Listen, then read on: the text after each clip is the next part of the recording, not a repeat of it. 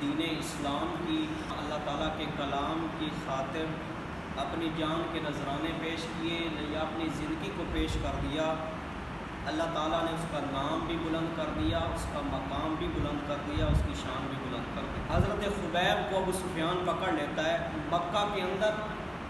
اس وقت مسلمانوں کا جو دشمن تھا ابو سفیان تھا، لیکن اللہ تعالیٰ نے اس کے مقدر کے اندر ہدایت رکھی ہوئی تھی۔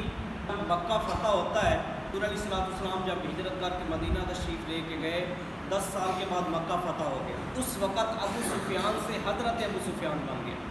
اس نے حضرت خبیب کو پکڑا ہوا ہے۔ حضرت خبیب سے ابو سفیان نے کہا کہ صرف آپ ایک بات کر دیں، صرف ایک بات کر دیں، یہاں پر میں کھڑا ہوں، سولی پر ان کو لٹکایا جا رہا ہے۔ ابو سفیان کہتا ہے صرف ایک بات آپ کر دیں، ہم آپ کو چھوڑ دیں گے کہ آج میری جگہ پر میرے نبی ہوتے۔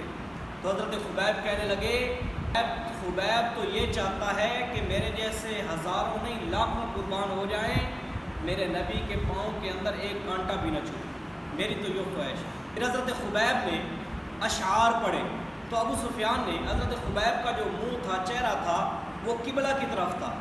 ابو سفیان نے حضرت خبیب کا چہرہ قبلہ سے ہٹا دیا۔ حضرت خبیب نے جو اشعار پڑھے کہ آپ میرا چہرہ جدھر بھی کر لیں، چاہے مشرق کی طرف، چاہے مغرب کی طرف، چاہے شمال و جنوب کی طرف، میرا اللہ ہر جگہ پہ موجود ہے۔ پھر جب حضرت خبیب سے ان کی آخری خواہش پوچھی گئی تو حضرت خبیب کہنے لگے، میرے آخری خواہش یہ ہے کہ میرا سلام میرے نبی تک پہنچ جائے، میرا سلام میرے نبی تک پہنچ جائے، میری آخری خواہش یہ۔